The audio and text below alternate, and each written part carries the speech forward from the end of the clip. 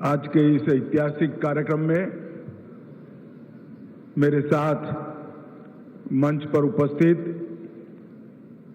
श्रीमान अश्विनी वैष्णव जी, जिनके निमंत्रण पर मैं यहां आया हूं, मेरे मित्र और केंद्रीय संस्कृति मंत्री श्रीमान गजेंद्र सिंह शेखावत जी, दिल्ली के उपराज्यपाल विनय कुमार सक्सेना जी, दिल्ली की मुख्यमंत्री बहन रेखा गुप्ता जी, जिन्होंने आपातकाल के खिलाफ के संघर्ष को बहुत नजदीक से देखा है और आपातकाल के खिलाफ लड़ाई जिस नारे के साथ लड़ी गई, अंधेरे में एक प्रकाश, जय प्रकाश, जय प्रकाश, वो जयप्रकाश जी के अनन्य साथी प्रोफेसर राम बहादुर राय जी, जोर से जरा ताली बजाइए राम बहादुर जी के लिए। हमारे संस्कृति सचिव विवेक अग्रवाल जी और आज इस सभागार में उपस्थित दिल्ली के कोने कोने से आए हुए जनप्रतिनिधि और दिल्ली के नागरिक भाइयों बहनों, आप सभी को मेरा नमस्कार। मित्रों, आज हम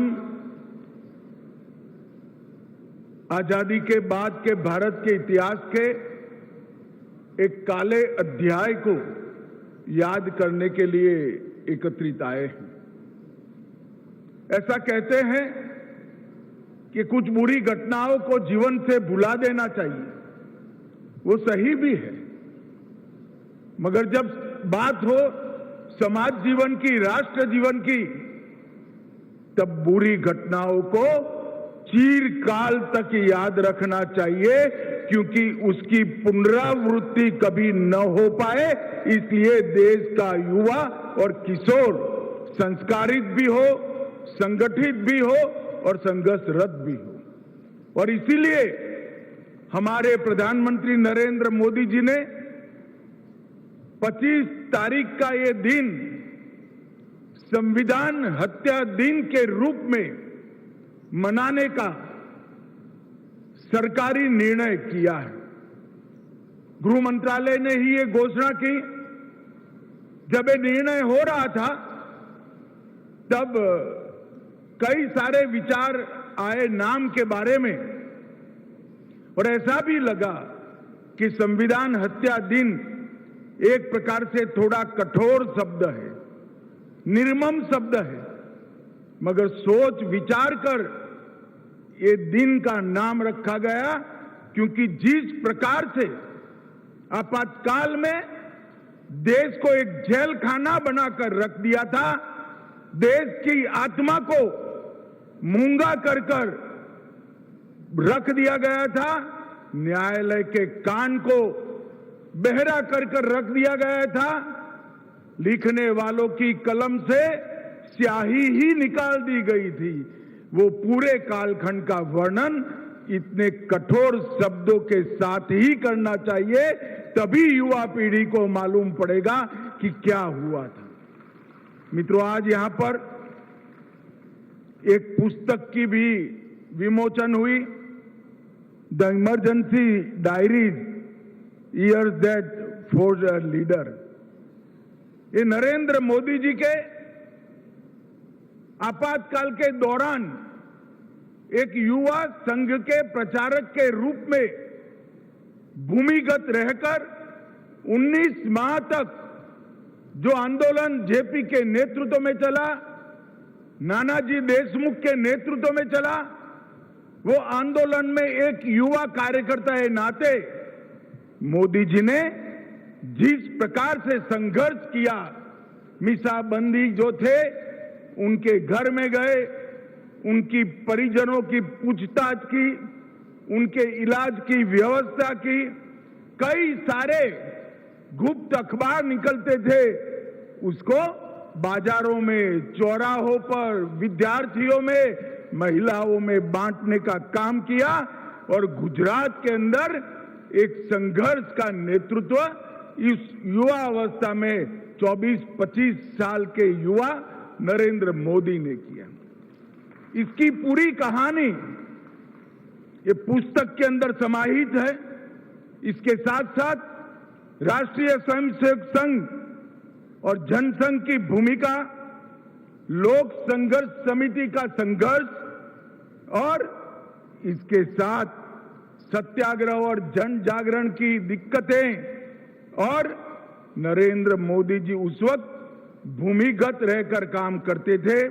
कभी साधु, कभी सरदार जी, कभी हिप्पी, कभी अगरबत्ती बेचने वाला या कभी अखबार डालने वाले फेरिया का काम कर कर ये सारे काम उन्होंने अंजाम किए थे। और आज देखिए, विधाता भी जब न्याय करता है तो किस तरह से करता है। जिस 25 साल के युवा ने उस वक्त कांग्रेस पार्टी की प्रधानमंत्री इंदिरा गांधी के तानाशाही विचारों का विरोध किया, घर घर जाकर, गांव गांव जाकर, शहर में घूमकर विरोध किया, आज वही व्यक्ति जिस काम के लिए इमरजेंसी डाली गई थी, परिवारवाद को प्रस्तावित करने के लिए, वो परिवारवाद को आज वही व्यक्ति ने 2014 में पूरे देश से उखाड़कर फेंक दिया। और ये पुस्तक 5 अध्यायों में मीडिया की सेंसरशिप,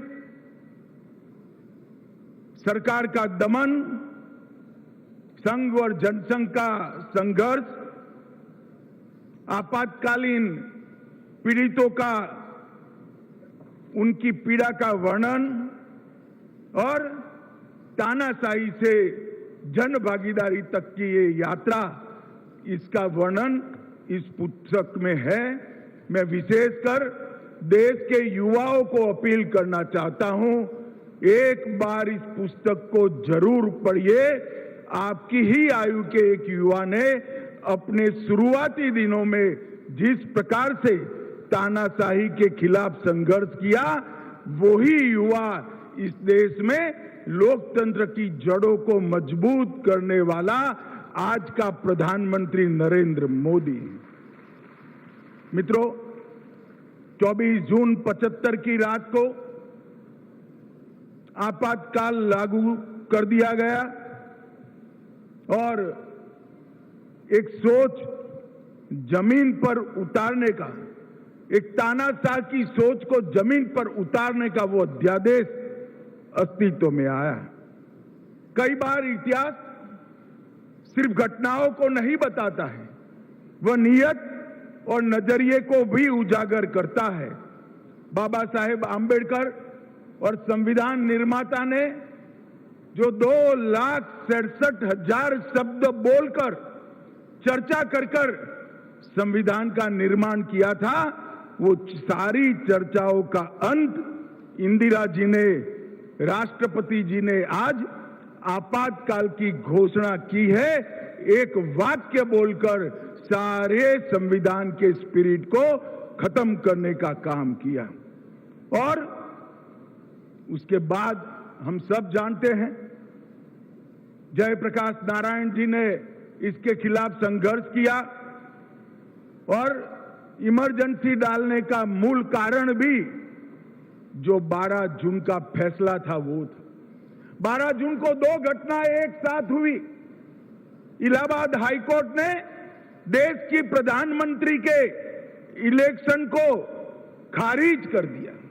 उनको बताया कि आप 6 साल तक चुनाव नहीं लड़ सकती। पूरे देश में सन्नाटा छा गया और सुप्रीम कोर्ट से उसको स्टे मिला। इसके साथ साथ 12 जून को एक और घटना हुई थी। मैं गुजरात से आता हूं। 12 जून को ही गुजरात में जनता मोर्चे का प्रयोग सफल हुआ और गुजरात में कांग्रेस की सत्ता का अंत होकर जनता पार्टी की सरकार बनी। इससे घबराकर 25 तारीख को आपातकाल लगाया गया। कारण तो कहा कि राष्ट्र की सुरक्षा खतरे में है, परंतु पूरी दुनिया अब जानती है राष्ट्र की सुरक्षा को कुछ नहीं हुआ था, उनकी कुर्सी खतरे में थी।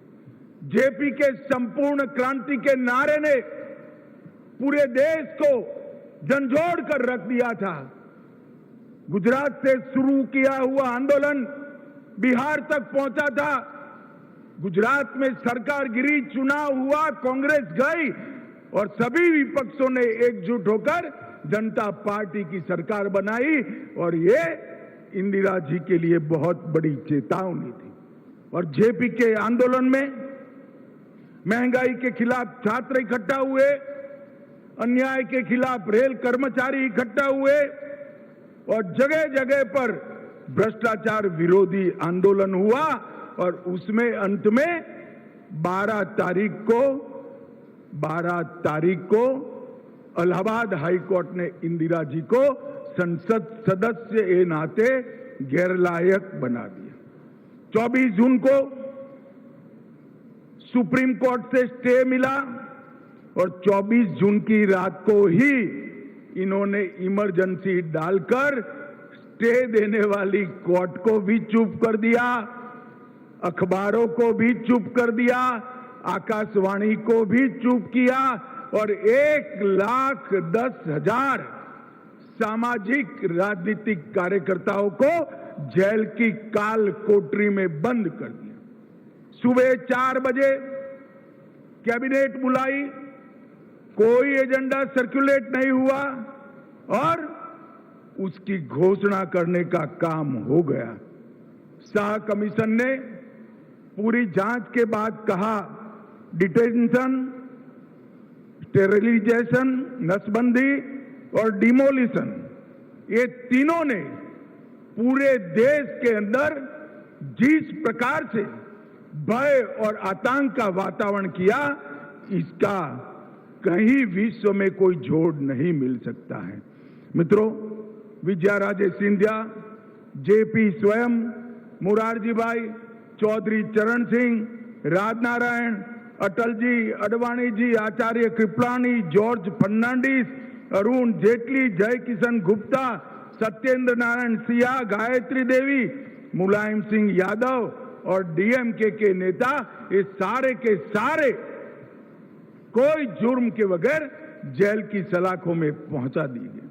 अखबारों के दफ्तर बंद हो गए, 253 पत्रकार गिरफ्तार हो गए, 29 विदेशी पत्रकारों को देश के बाहर भेज दिया और कई सारे अखबारों ने संपादकीय को खाली रखकर इसके सामने प्रोटेस्ट किया, जिसमें इंडियन एक्सप्रेस प्रमुख था, जनसत्ता प्रमुख था, उनकी बिजली काट दी गई और संसदीय कार्यवाही पर भी सेंसर लगा दिया गया। न्यायालय को भी एक प्रकार से नियंत्रित कर दिया गया। देश भर में लोकतांत्रिक अधिकार खत्म हुए।